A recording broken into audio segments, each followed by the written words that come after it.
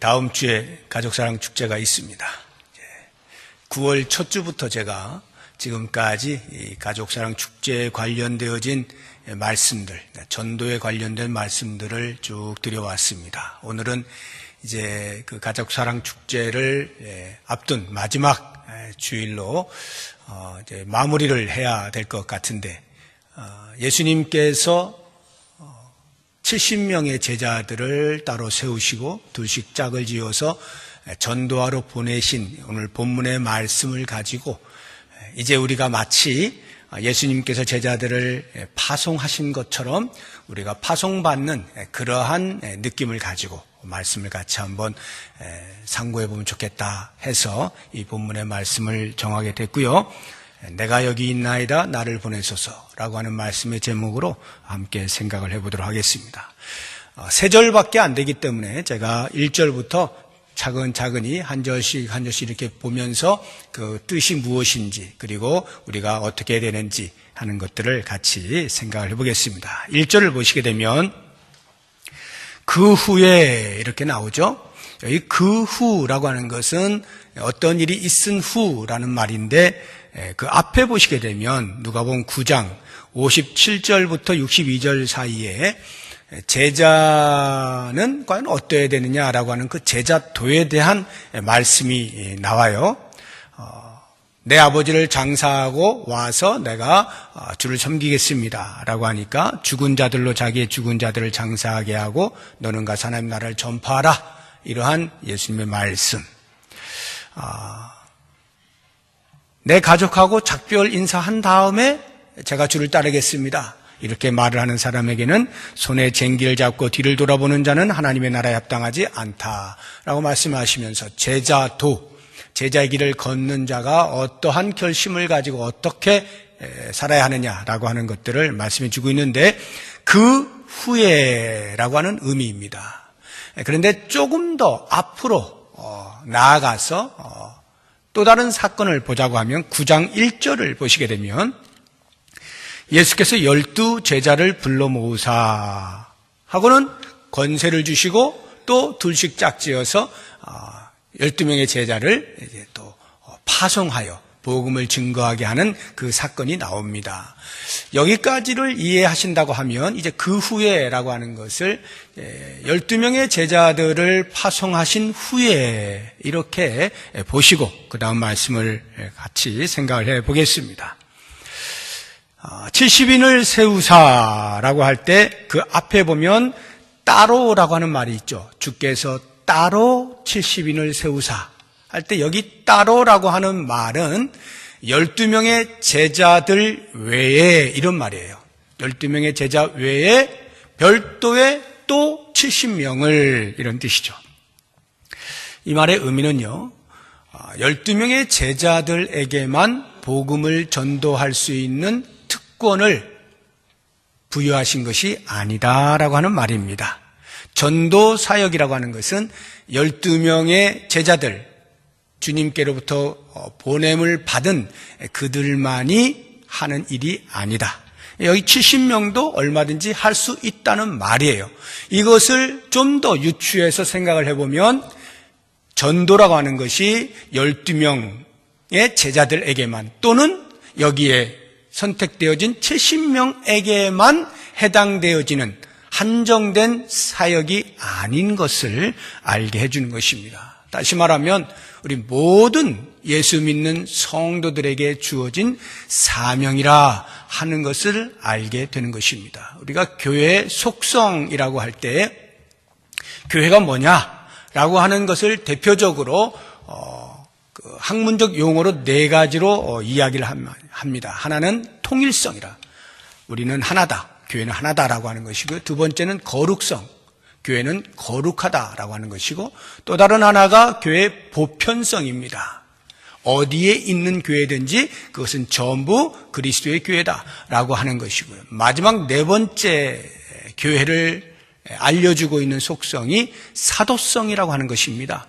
이 사도성이라고 하는 말을 이제 가톨릭에서는 그 교황제가 있잖아요. 그 교황이 사도의 직을 계승받은 사람이다라고 해서 계속해서 교황 그 직이 이렇게 전수되고 있습니다. 그런데 여기에 사도성이라고 하는 것은 그러한 그 교황제, 사도직이라고 하는 것이 그 교황으로 대변되어지는 그것을 의미하는 것이 아니고요.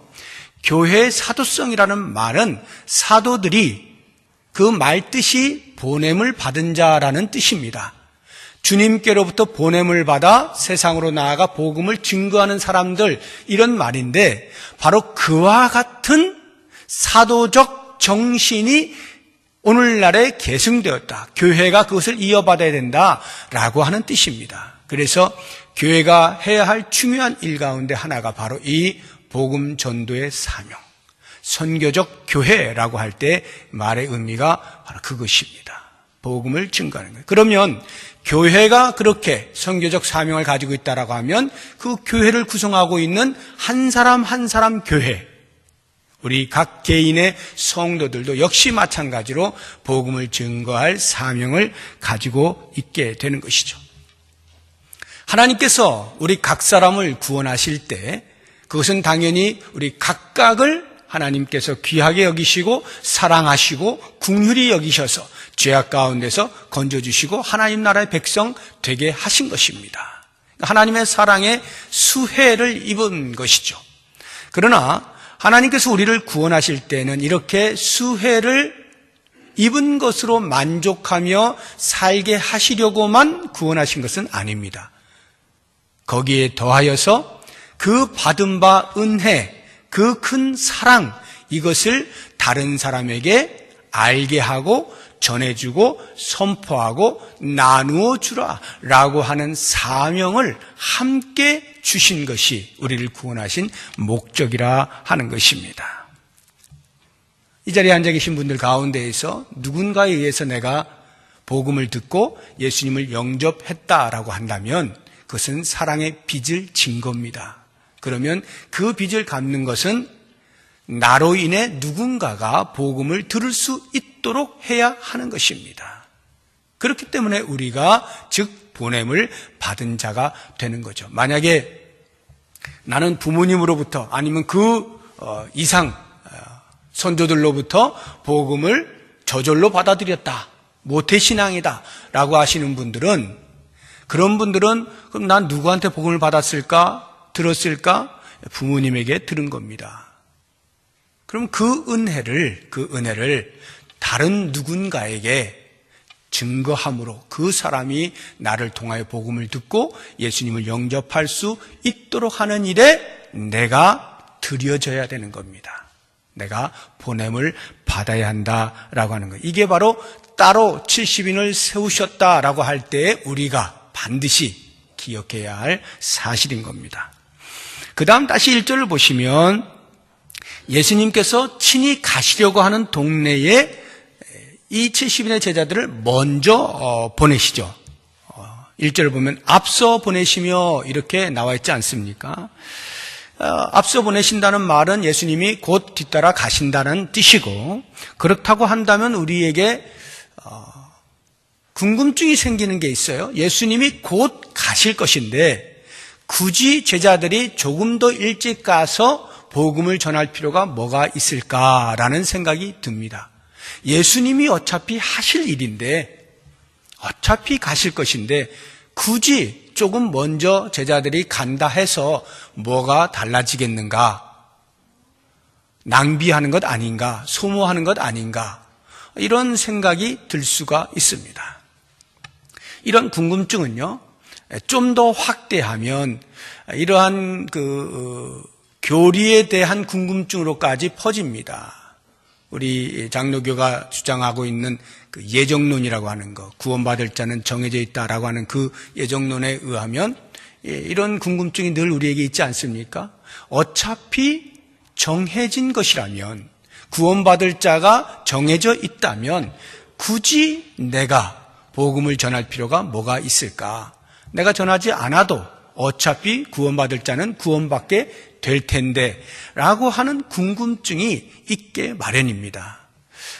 오늘 이 예수님께서 70인의 제자들을 당신보다 앞서 보내셨다라고 하는 그 의미와 이유를 답하면서 우리는 이러한 그 예정론에 대한 전도할 필요가 없는 거 아닌가라고 하는 것에 대한 답도 함께 얻었으면 좋겠는데요. 만약에 가정을 해서 우리가 안 하면 어떻게 될까요? 우리가 전도하지 않으면 예수님께서 그냥 놔두실까요? 우리가 전도하지 않으면 예수님께서 하십니다. 여기서도 보시는 것처럼 만약에 70인이 보냄을 받았는데 안 갔어요. 그럼 어떻게 될까요? 예수님이 가십니다. 예수님이 가셔서 전도하셔요.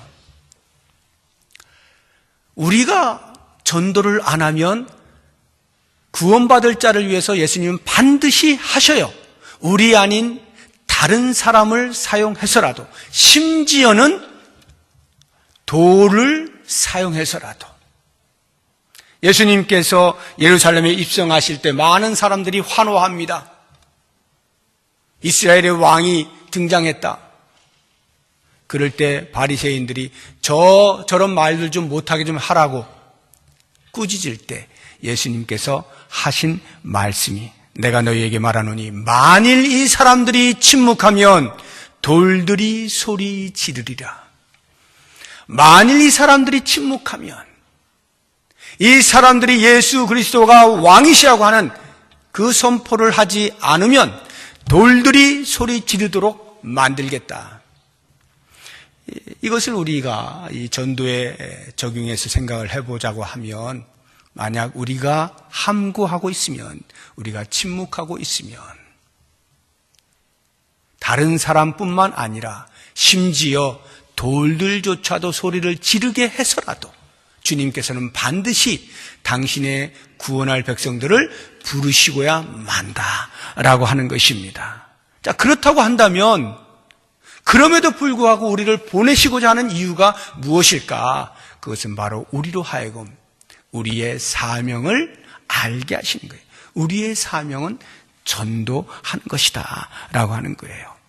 그리고 그와 같은 전도의 사명을 감당하면서 우리로 하여금 이렇게 복음을 듣고 구원을 받았다라고 하는 사실이 얼마나 귀한 것인가 라고 하는 구원의 가치를 날마다 깨닫고 감사하게 하는 것이죠. 이것을 목적하여서 우리 주님께서는 반드시 우리들로 하여금 복음을 증거하는 자리에 있도록 보내신다라고 하는 것입니다. 다시 1절을 보시면 그렇게 보내실 때에 둘씩 짝을 지어서 보내시는 것을 볼 수가 있습니다. 둘씩 보내시는 목적이 무엇일까요? 그것은 구약에서, 그 구약의 율법에 보면 어떤 일에 대하여 증언을 할 때 그 증언이 유효하기 위해서는 두 사람 이상의 증언이 있어야 돼요. 그러니까 증인이 둘 이상이 있을 때 그 증언이 유효하게 되어지는 것입니다. 그러니까 한 사람이 거짓말을 할 수 있다 이 말이에요. 적어도 두 사람 이상이 증언을 해서 그 증언의 내용이 유효함을 드러내야 하는데, 우리가 전도할 때에 이렇게 둘씩 짝을 지은다라고 하는 것은 전도하는 행위자, 즉 내가 곧 그리스도의 증인이라고 하는 사실을 알게 해주는 겁니다. 우리는 그리스도의 증인으로 보냄을 받는 거예요. 그래서 예수님을 증거하는 사람들이에요. 예수님이 이러신 분이시다. 우리의 죄를 위해서 십자가에 죽으셨고 우리를 위하여 부활하셨고 이와 같은 사실을 증언하는 자들이다라고 하는 것이고, 이 그리스도에 대한 증언을 효과 있게 하기 위해서 둘 이상이 간다라고 하는 것입니다. 그래서 초대교회 당시를 보게 되면 모든 일들이 보면 다 둘 이상이 하는 것을 보게 돼요. 심지어는 설교를 할 때에도 베드로와 요한이 함께 설교하지 않습니까? 그리고 선교하러 갈 때에도 바울과 바나바 또는 바울과 실라 이렇게 둘 이상이 짝을 지어서 나가고 있는 것을 볼 수가 있습니다. 우리는 이러한 그 말씀에 의지해서 우리도 복음을 전할 때, 전도할 때 두 사람 이상이 전도하곤 해요. 요즘은 많이 없어졌습니다만 불과 몇십 년 전만 해도 우리나라에서 복음을 증거한다라고 하면 다 가가호 이렇게 방문을 했잖아요. 요즘은 이제 그게 많이 어려워졌죠. 사생활 침해 뭐 등등 해서 개인 집을 방문하는 것이 쉽지는 않은데 아무튼 얼마 전까지만 해도 우리는 다 이렇게 가가호 방문했습니다. 그럴 때 보통 2사람 이상이 짝을 지어서 이렇게 가곤 했던 기억이 납니다. 요즘은 이제 우리 기독교에서 개신교는 그런 이제 가가호 방문보다는 이제 노상에서 전도를 하거나 아니면 관계 전도에 대한 그러한 접근을 많이 하고 있죠. 근데 지금도 여전히 이렇게 둘씩 짝을 지어서 하는 그런 무리들이 있어요. 요즘은 이단들이 그걸 잘하고 있어요. 뭐 대표적으로 여호와 증인이라든가 하나님의 교회라든가 뭐 대순진리교 뭐 이런 이단들은 둘씩 딱 짝을 지어가지고 이렇게 지금도 여전히 가가호 방문하거나 아니면 길거리에서라도 둘씩 이렇게 전하는 것을 볼 수가 있는데요.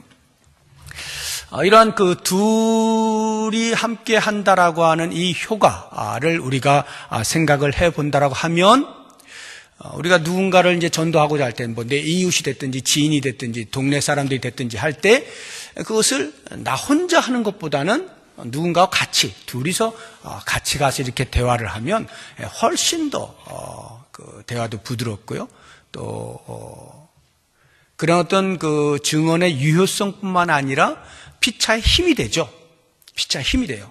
때때로 이렇게 두려울 수가 있거든요. 그럴 때 둘이 함께 가면 아무래도 담대해지고요. 서로 격려도 되고 의지도 되고 그러한 효과도 있기 때문에 가능하면 이렇게 여러 사람이 같이 복음을 전하면 좋고 또는 구역을 활용해서 구역 식구들이 같이 이렇게 전도하면 더욱더 좋고 또는 구역 모임에 먼저 초대를 해서 소그룹 속에서 얼굴을 익히고 또 복음을 듣게 하고 이러면서 교회에 나올 수 있도록 인도하는 것도 매우 좋은 방법이라는 생각이 듭니다. 물론 그렇다고 해서 그러면 복음 전도는 반드시 둘 이상만 해야 되는 거냐? 혼자는 안 되느냐? 그렇지 않습니다. 당연히 혼자서도 할 수 있고요. 초대교회 당시에도 혼자서 복음을 증거한 사례는 얼마든지 들 수가 있습니다. 자기 형 베드로에게 안드레가 가서 증거하잖아요. 나다나엘에게 빌립이 가서 증거하잖아요. 동네 사람들에게 사마리아 여인이 물동이를 버려두고 가서 증거하죠. 얼마든지 혼자서도 할 수 있습니다. 그러면서 여러분들이 이번 기회에 이제 한 주가 남았는데 혹시라도 대상자가 생각이 나시면 그 사람들에게 초청장을 우리 교회가 준비한 초청장을 정성스럽게 잘 준비해가지고 좀 더 정성을 더한다면 조그마한 선물이라도 이렇게 뭐 아줌마들 같은 경우에는 그냥 이렇게 그 세탁 비누 같은 거 이런 거 하나 이렇게 들고 가서라도 이렇게 건네주면서 그냥 쉽게 이렇게 편하게 이야기를 할 수도 있겠죠. 그래서 초청장을 이용하실 수가 있고요. 내 주변에는 다 예수를 믿는다. 나는 없다. 복음을 전할 사람이 없다. 초청장을 줄 사람도 없다 하시는 분은 10분만 시간을 내서 길거리를 나가세요. 그래서 초청장을 모르는 사람도 괜찮습니다. 모르는 사람이라도 예수 믿으세요라고 하는 말 한마디 하고 전해주시면 됩니다. 꼭 그렇게 한번 해보시기를 바라고요. 이제 2절로 넘어가 보겠습니다. 2절에 보면 추수할 것은 많되 일꾼이 적다 이렇게 나와 있습니다.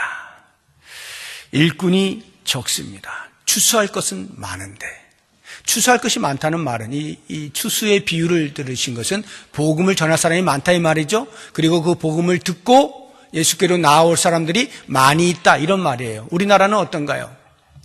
우리나라는 불과 몇십 년 사이로 기독교 강국이 되었습니다. 그럼에도 불구하고 정확히 들여다보면 그렇지도 않습니다.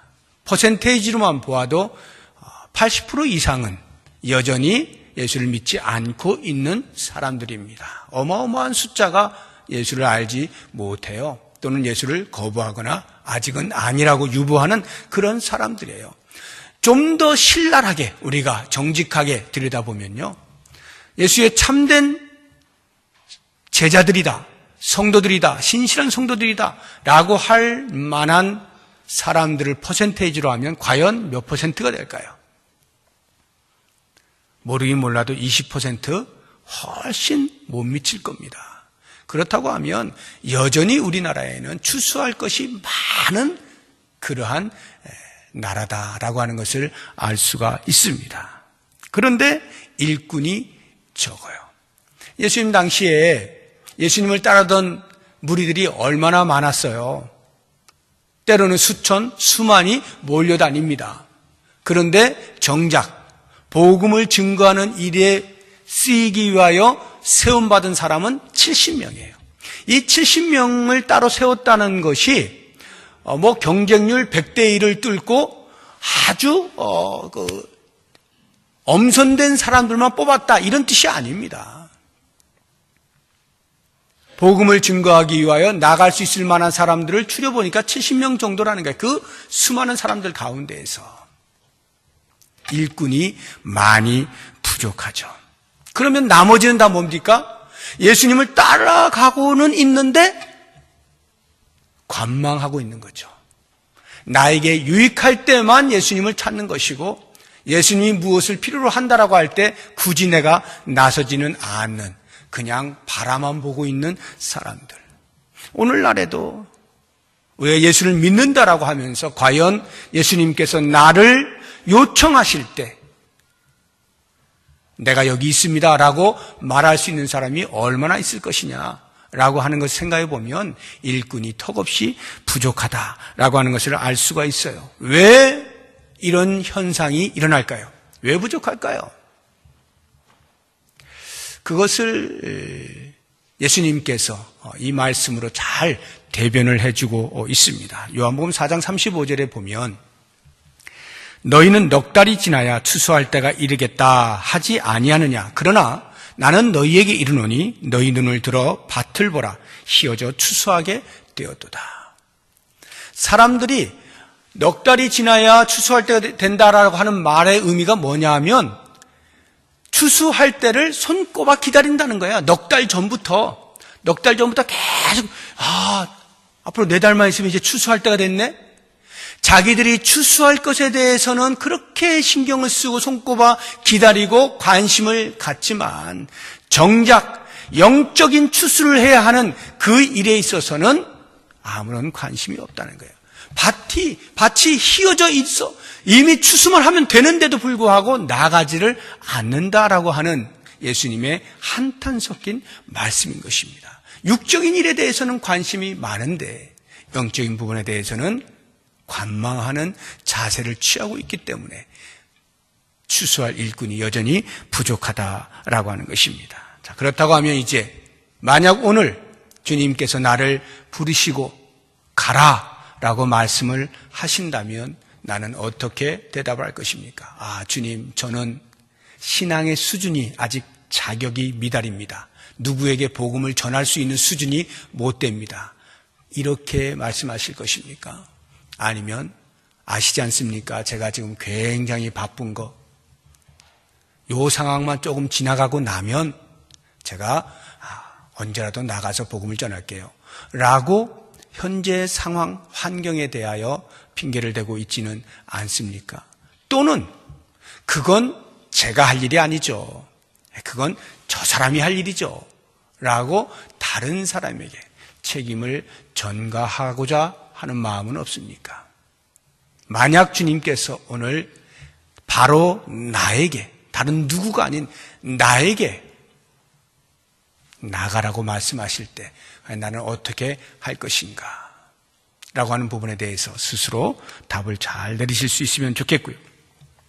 다시 2절을 보시게 되면 그러므로 추수하는 주인에게 청하여 추수할 일꾼들을 보내주소서 하라.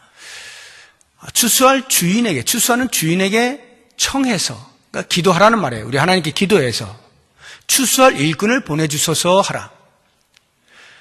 복음을 증거하는 일에 함께할 사람들을 좀 보내주세요 라고 동원 요청을 하라는 예수님의 말씀입니다. 왜요? 나 혼자 하면 너무 힘드니까, 소수의 사람이 하면 너무 힘드니까, 그러니까 좀 많은 사람 했으면 좋겠습니다. 물론 그렇게도 이해할 수 있겠습니다만, 그보다 더 분명한 것은 복음을 전한다고 하는 이것이 얼마나 긴급한 일이냐라고 하는 것 때문에 그렇습니다. 복음을 증거하는 일은 긴급한 일입니다. 너무나 중요한 일이면서도 지금 하지 않으면 안 되는 절박감이 있는 일이에요. 왜냐하면 사람이 죽으면 더 이상 복음을 들을 수 있는 기회가 없어지죠. 또는 살아있다 할지라도 예수님이 다시 오시면, 재림의 때가 되면 그때는 더 이상 구원의 문이 열리지 않습니다. 기회가 한정이 되어 있다는 말이에요. 그렇기 때문에 언제 주님이 다시 올지 모르고 언제 그 한 영혼이 죽을지 모르는 불확실한 미래에 대해서 마냥 천년 만년을 살 것처럼 나중에 전하지 할 일이 아니다, 이런 말이에요. 마치 내일이 없는 것과 같은 그러한 마음으로 한 영혼을 향해서 복음을 전해야 한다. 바로 그 일을 위하여서 나 혼자 감당하는 것보다 더 많은 사람들이 참여해서 동시에 증거한다면 주님의 구원받을 백성들이 더 많이 돌아올 수 있겠죠. 그런 면에서 동역자 파송을 위해서 기도하라라고 말씀을 하시는 거예요. 이제 마지막 한 가지를 더 본다면 3절을 보시게 되면 갈지어다. 예수님께서 그 70명, 세우신 70명에게 명령하시는 거예요. 가라라고 하는 것입니다. 가라. 예수님께서 분명히 추수할 일꾼을 보내주십시오라고 증언 요청을 하라고 말씀하셨지만, 그래서 그 70인들에게 이제 너희들이 기도한 거 응답받으면 하나님께서 더 많은 일꾼들을 보내주시면 그때 힘을 합하여 나가거라, 이렇게 말씀하지 않으시고 그 일은 그 일대로, 그리고 너희는 너희대로 나가는 거다. 일꾼을 더 기다렸다가 함께 나가는 것이 아니라 일단 너희들은 준비된 만큼 나가는 거다 하고 지금 파송을 하고 계시는 겁니다. 예수님께서 부활을 하신 다음에 시름에 젖어 있던 제자들을 찾아가시잖아요. 그리고는 그들에게 평강을 빌지 않습니까? 너희에게 평안이 있을지어다. 그리고 그 다음 하신 말씀이 아버지께서 나를 보내신 것 같이 나도 너희를 보내노라. 시름에 빠져있던 제자들에게 위로의 말씀을 주십니다. 내가 살아있다. 내가 다시 살아났다. 라고 하는 놀라운 소망을 보여주십니다. 제자들이 얼마나 놀랬겠어요. 정말 다시 살아나신 겁니까? 깜짝 놀라고 있는데 그 평안을 빌자마자 예수님께서 하시는 말씀이 아버지께서 나를 보내신 것처럼 나도 너희를 보낸다. 갈 준비해. 사명을 부여하고 계시는 것을 보게 되는 겁니다. 우리를 구원하실 때 주님께서는 이미 우리에게 갈 준비해 라고 하는 말씀까지 같이 하고 있다는 사실을 알아야 하는 것입니다. 그런데요, 그렇게 이제 가라라고 말씀하시고 그 다음 말씀이 아주 흥미롭습니다. 3절 뒷부분을 보세요. 내가 너희를 보냄이 어린 양을 이리 가운데로 보냄과 같도다. 이제 막 세상을 향하여 복음을 들고 나아가는 그 사람들이 마치 이리떼 가운데로 보냄을 받는 어린 양처럼 여기시는 겁니다. 이 험난한 세상에서 복음을 증거하다가 무슨 일을 당할지 모른다, 이런 말이겠죠. 예수님께서 그 70인들을 바라보면서 가슴앓이를 하는 겁니다. 가슴이 시려오는 거예요. 야, 이거 복음을 증거하다가 저 친구들 이런 사람 저런 사람 별 사람을 다 만나게 될 텐데 이리떼로 보내는 어린 양처럼 내 마음이 불안불안하구나. 그런데요, 그 다음이 중요하죠. 그래서 예수님께서 야, 안 되겠다. 너희들 안 되겠어. 잠깐 쉬어라. 내가 좀 더 준비해가지고 군대를 만들어가지고 그때 같이 나가거라. 이렇게 하지 않으시고요. 그런 마음이 있음에도 불구하고 예수님께서 그들에게 명령하시니 가라. 저는 이 말씀을 보면서 야, 우리 예수님 참 냉정하시다. 야박하시다. 아니, 뻔히 아시면서 가면 어떻게 될 줄 아시면서 그러고 어떻게 보내시지? 라고 하는 생각이 들어요. 그런데요, 마태복음 22장에 보면 혼인잔치 비유가 나오는데 그 말씀을 보면 제가 이렇게 깨닫는 게 있어요. 어떤 왕이 이제 혼인잔치를 벌여가지고 손님들을 초대하는데 아무도 안 오는 거예요. 종들을 보냈는데 싫어하는 거예요. 안 가 이렇게 하는 거예요. 막 거절하고 자기들이 하는 일들을 따라서 그냥 다 흩어져 버리는 거예요. 그 중에 어떤 사람들은 그 종들을 붙잡아다가 모욕을 하고 죽였다라고 나와 있어요. 모욕을 하고 죽이니 그 다음이 중요해요. 그랬더니 이 주인이 어떻게 하냐면 아이, 혼인잔치 없애버려.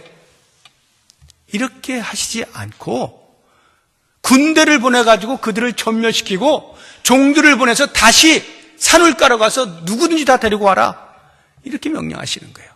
혼인잔치는 반드시 치러져야 할 것인데 그 거절한 자들에 대하여서 그리고 보낸 종들이 죽었음에도 불구하고 이 주인은 또다시 종들을 보내고 있다고 하는 사실에서 혼인잔치가 얼마나 중요한 것임을 엿볼 수가 있는 거죠.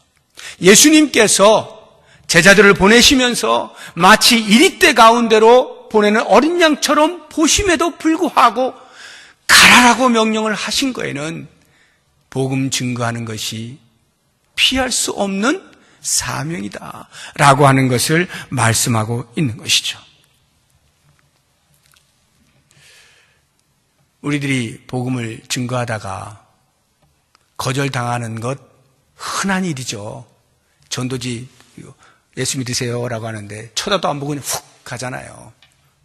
마치 어디 그 나이트클럽 사람들 와가지고 이렇게 뭐 종이 주면 제가 안 받거든요. 안 받고 그냥 가거든요.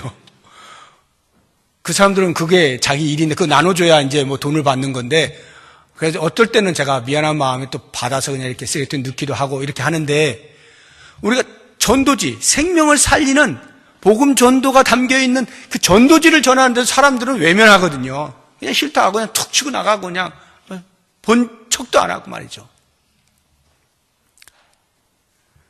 근데 그렇게만 해도 정말 감지덕지예요, 사실. 그 정도만 해줘도 크게 상처받진 않아. 근데요, 그냥 다짜고짜 뭐 욕을 하는 사람이 있어요. 바쁜 사람 세워놓고 뭐 하는 거냐 하면서 막. 이런 사람을 만나면 정말 황당합니다. 내가 이거 지금 뭐 하고 있나 하는 생각이 들고요. 꼭 이렇게 복음을 전해야 되나 하는 생각도 들고요. 전도할 맛이 별로 안 나요. 내가 왜 욕먹어가면서까지 이 좋은 일을 남 좋은 일 시키나 하는 생각이 들기도 하는 거예요.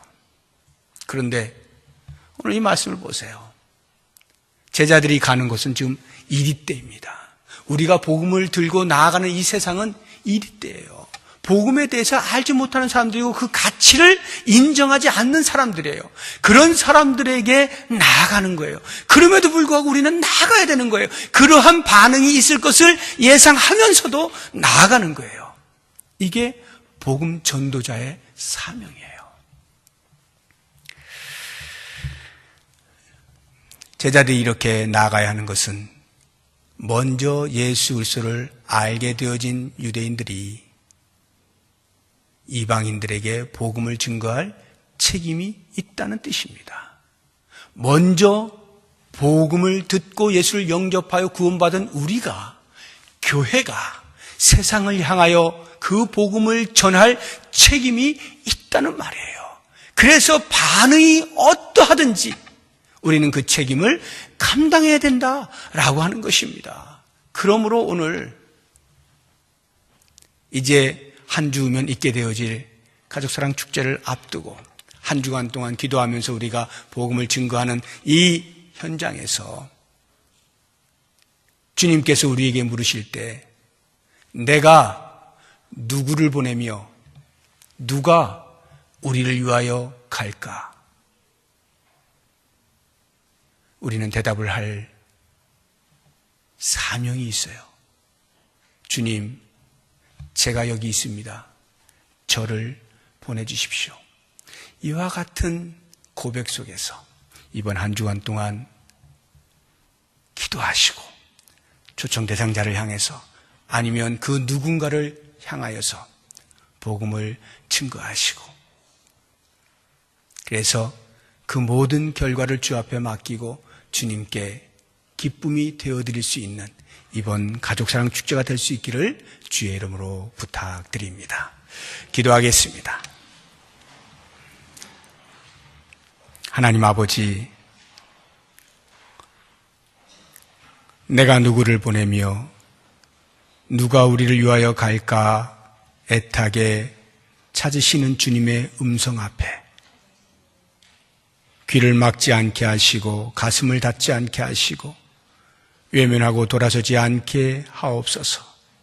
주님, 제가 여기 있습니다. 저를 보내십시오. 마땅히 받은 바 은혜 복음의 능력과 위대함을 내 사랑하는 가족들에게, 지인들에게, 서로 알지 못하는 사람에게라도 꼭 전할 수 있는 이번 한 주간이 되게 하시고 주님이 영광을 받으시는 가족 사랑 축제가 될 수 있도록 인도하여 주옵소서. 예수님의 이름으로 기도드립니다.